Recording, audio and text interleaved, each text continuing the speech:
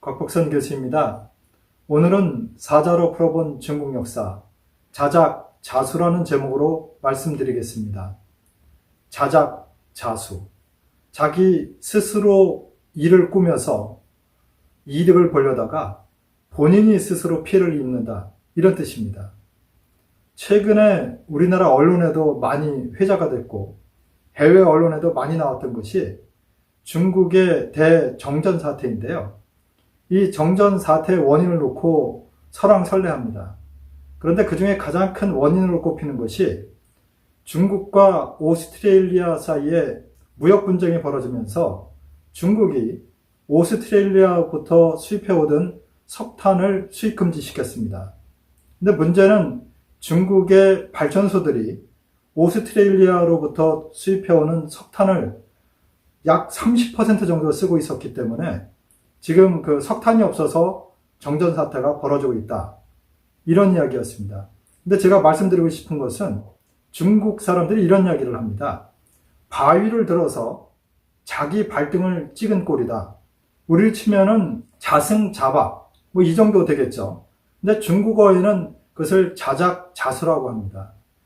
그런데 중국 역사 속에서 이러한 일들은 아주 비일비재했습니다. 가장 쉬운 예를 하나 들어드리면 제가 이 시간에 미인의 대명사로 식규라는 여자를 소개했던 적이 있습니다. 식규는 신나라 군주의 부인이었습니다. 그런데 채나라의 군주가 자기 처제인 이 식규를 굉장히 탐해서 그 나라를 방문했을 때에 좀 모욕적인 일을 벌였습니다. 그 일을 들은 신나라의 군주가 본인이 채나라를 점령할 그럴 방법은 없었기 때문에 인근의 대국인 초나라에게 군대를 빌려서 이 채나라를 공격했습니다. 그런데 결과는 어떻게 됐을까요? 오히려 신나라가 초나라에게 멸망당하고 이 식규는 초나라 군주의 부인이 되고 말죠. 즉 본인이 채나라를 없애려고 초나라 군대를 동원했었는데 결과는 본인이 스스로 그 화를 입고 만 것입니다. 그런데 조금 후대로 내려와 보면 동진시대 때 또 이런 일이 벌어집니다. 동진은 여러분 잘 아시듯이 사마의, 사마소 그리고 사마형에서 사마 가문이 세웠던 진나라인데요. 이 서진은 불과 몇십 년 만에 망했고요. 남쪽으로 도망가서 이제 세워진 게 동진입니다. 그런데 동진의 역사 속에 상당히 독특한 일이 벌어지는데요. 멸망당하기 약 한 10여 년을 남겨놓고 환초라는 나라가 등장합니다. 즉 동진을 멸망시키고 약 2년 동안 환초라는 나라가 성립됐다가 그 환초가 망하고 다시 동진이 재건되는데요. 이 역사 속에 굉장히 짧게 나타났던 현상이라 일반의 역사가들이 잘 이야기를 하지는 않고 있습니다만은 이 환초의 제왕이 환현입니다. 제가 북벌이라는 제목에서 한번 말씀드렸던 그 유명한 영웅 환원의 아들인데요. 그 당시 환씨 가문이 굉장한 세력을 갖고 있었습니다. 환현이라는 사람은 환원의 아들로 상당히 나이가 어릴 때 아버지가 죽음으로써 본인이 자귀를 이어받았습니다. 그런데 이 환씨 일문을 두려워했던 동진 왕가에서는 이 환현을 벼슬자리에 올리지 않았습니다. 그러나 그 당시 형세에 밀려서 어쩔 수 없이 20대 말에 환현이 상당히 중요한 자리에 오릅니다. 즉 형주 자사의 자리에 오르는데요.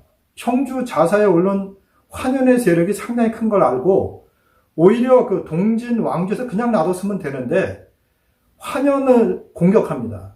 즉 사마원현이라는 사람이 군대를 동원해서 환현을 포위 공격합니다.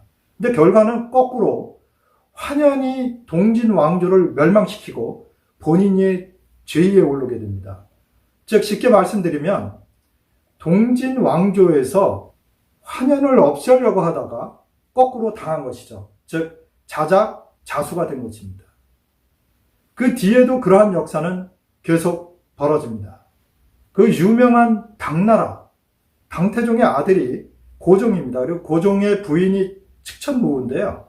측천무후에게 네 아들이 있었습니다. 그 중에 이제 셋째 아들이 중종입니다. 그런데 중종의 아내인 위황후가 자작, 자수의 사례를 또 보여줍니다.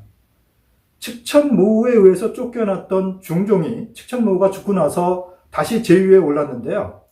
자기 시어머니가 제국을 휘둘렀던 것을 보고 이 유황후도 야심을 품게 됩니다. 그런데 문제는 뭐냐면 본인이 정권을 잡기 위해서 자기의 든든한 배경인 남편을 독살하는 것입니다. 그래서 결국은 당현종에 의해서 처형당하는데요. 바로 그것이 자작자수의 아주 유명한 사례입니다. 자기가 통치하려는 꿈을 이루기 위해서 자기의 기반이 되는 남편을 독살한다. 이 바보 같은 짓이었죠. 그래서 결국 본인이 스스로 멸망당하고 말았습니다. 그런데 당이 무너지고 나서 혼란한 5대 19기 시대가 옵니다. 이때 유명한 후량을 세웠던 주전충도 비슷한 사람입니다. 자작자수의 대명사라고 할 수 있는데요. 자기 제국을 튼튼하게 하기 위해서 자기의 친아들과 양아들을 전부 전선에 내보냅니다. 그래서 군대를 이끌고 다른 나라를 공격하게 하고 본인의 국방을 튼튼하게 했는데 문제는 주전충이 너무 세욕이 강한 사람이어서 자기 부하들의 부인들을 간했을 뿐만 아니라 자기의 친아들과 양아들의 부인, 즉 자기의 며느리들을 또 범하기 시작했습니다. 결과는 어떻게 됐을까요?